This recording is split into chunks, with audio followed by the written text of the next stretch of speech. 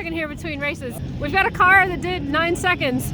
On a V6. A V6 ATS-V. Can you believe it? Oh my gosh.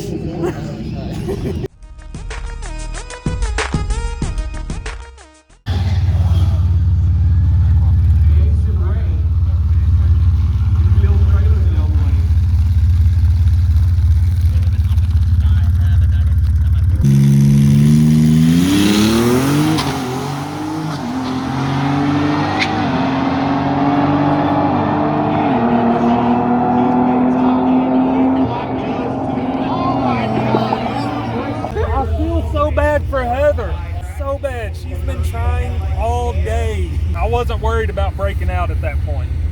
And we left the line together. I knew she was moving. She tried to slow it. She went at 9.98 at like 120 something. Like she hit the brakes and it wasn't enough. I love it.